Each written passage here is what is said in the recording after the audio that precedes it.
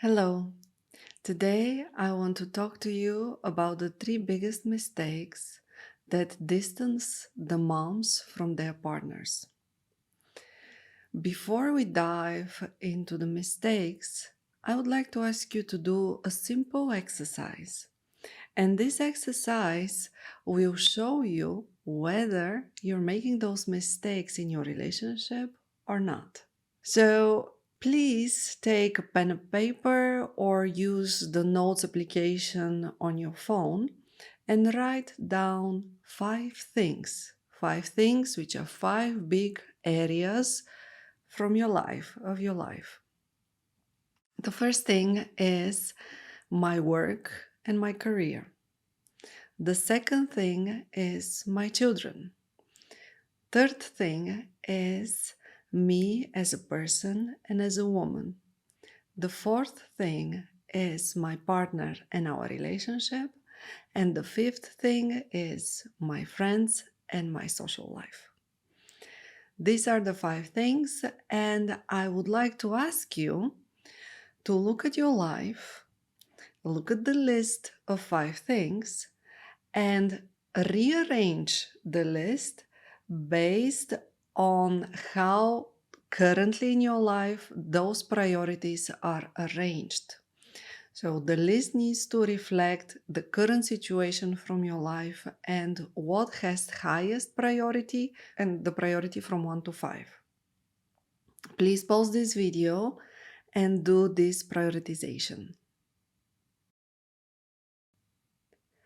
I hope you have done this. I'm moving forward. Once you have created the picture of how currently in your life the priorities are arranged, my question is, how do you think they should be arranged? Is there a way to rearrange those priorities that makes you happier or you feel is a healthier way? Pause this video now and look again at the list which you have created, prioritized, and rearrange it based on what you think should be or would make you happier. Please pause the video and do this now.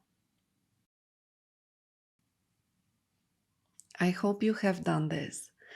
Before we dive into the three mistakes, I want to make a small clarification. So, those five areas in our life are kind of the biggest areas for most of us. And in the different stages of our life, different things get priority. For example, when we are building our career, when we are studying, when we are very ambitious, our development, our work, our career has a very high priority. And it's normal that it goes very close to the top. Then, when we are on the love market and we are looking for a partner and potential husband, then our love life, our relationship, potential partner goes higher on the priority list, and maybe career goes a little bit lower. When we are pregnant or we just have small kids, it's normal that our kids get a little bit higher priority. And based on what is happening in our life, this list is changing. So this is not set in stone and there is no right way for everybody. However, what is really, really important is that on the first place, you always have me as a person and as a woman. This is the healthy way to prioritize your life. And everything else, based on what is happening in your life, should go on a second, third, fourth, and fifth place. Of course, there are exceptions. Your kid is ill, and then you spend few days like your mind being completely into how is she doing and spending all nights close to her bed and monitor her fever or stuff like that. This is normal, right? Like for a few days, your child gets priority, or there is a very important deadline and your your work requires a lot of attention, so you will spend the whole weekend working and you will sleep very little, for example. But these are really more exceptions. On the first place, you need to have as a constant value me, myself, my needs, my desires. And this is the first mistake which moms make. They put often their kids in front of their needs. But what happens when we don't pay attention to what we need? We get resentful. We feel that our boundaries have been crossed. If we did not sleep enough because you were busy with household or ironing clothes or doing homeworks or whatever it is related to the needs and desires of somebody else, but you did not fill in your cup first, you will notice that your levels of patience and tolerance are lower. And there is such a difference if you have slept enough and if you have taken care of yourself first and then you spend time with your loved ones. Then you're a different person. So, how does this look like in reality? Like, I'll give you a few examples. Your kid wants your attention, but because you put yourself on the first place and you giving him or her attention right now, it's not like super urgent or very important. You say, honey, please play by yourself for a moment. I will first take my coffee and then I will come and build a train with you. So this is like putting your needs first. Or you can say to your partner, sweetheart, I really need to wind down. I'm going to take a bath. Can you please clean the table after the dinner? And you are asking for help, your partner to step in and to do something so that you attend to your own needs first, because you know that this will help you be the mom you want to be, the partner you want to be, the person you want to be, the woman you want to be. When you filled up, you can share love, you can give. And when you're constantly just giving and not paying attention to what you need, yeah, you become resentful. You don't have patience. And this is normal because who will attend to your needs if not yourself? So, this is the first mistake. Putting anything else in front of your own needs make you a less radiant version of yourself. Then we move to the second mistake. It's again related to the list of priorities. Putting your kids in front of your relationship is the second mistake, which is a sure recipe for troubles in your relationship. You and your partner, you are in the core of your family. You are the one creating the environment. If you and your partner, you are strong together, you have a good connection, you feel happy, you are tolerant for each other, you support each other, then the environment you're creating is a space of love and your kids feel safe. They can thrive in it. You give a good example of the hierarchy in the family.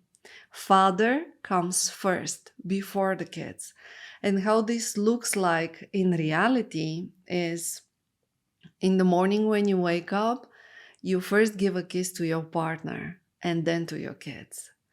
If you serve a dinner, you first serve your partner and then your kids. These are small little things, sometimes very, very subtle, but you need to pay attention to them because this is the message you're sending to your partner and to your kids.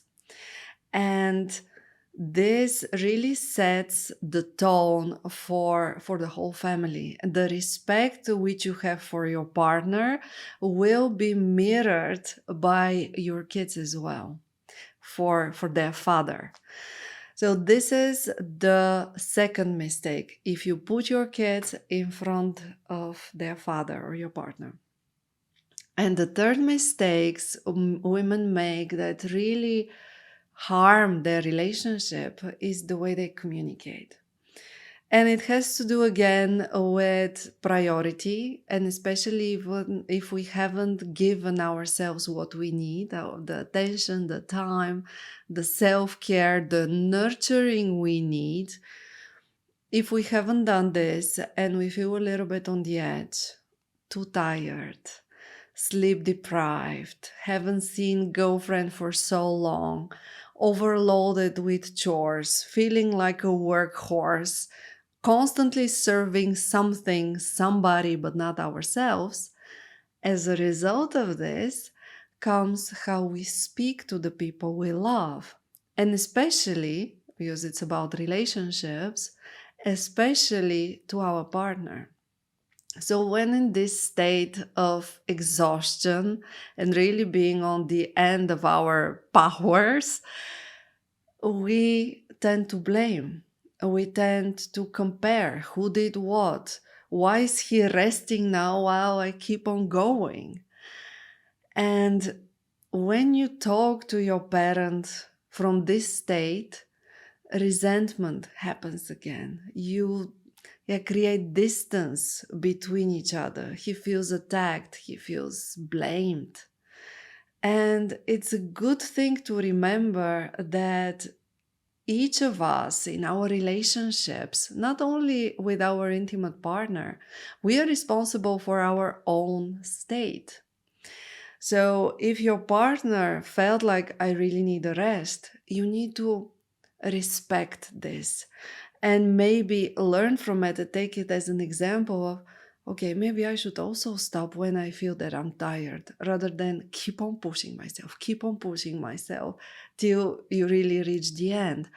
But when you remember that you're responsible for your own state, and when you respect the choices of your partner, when you know that each of you is doing his and her best to be part of this family, to serve the family, to be there for each other, you kind of stay away from blaming, from attacking. And when you communicate, it's a good thing to, like, stop yourself, hold on a little bit. If you're in this irritated state, to talk to him. I know how difficult it is. Sometimes it really comes almost to hear that you want to explode, you want to hurt him because you are hurt yourself out of giving so much and not nourishing yourself. You feel that he needs to suffer as well.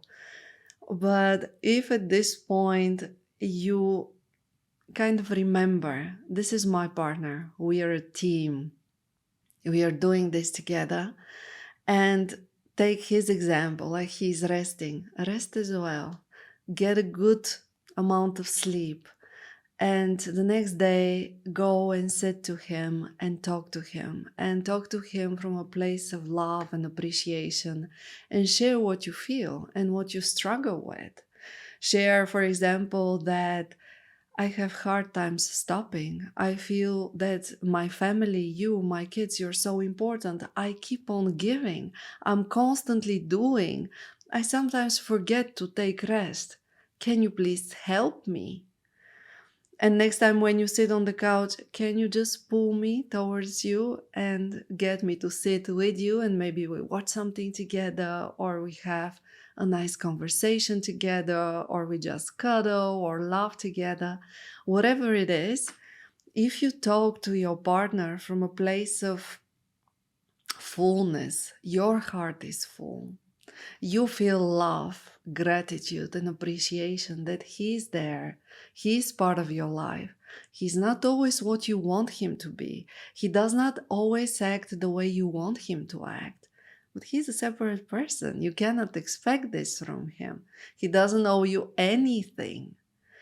If you come from a place of gratitude and asking for help when you need help, your relationship will be much smoother and fulfilling.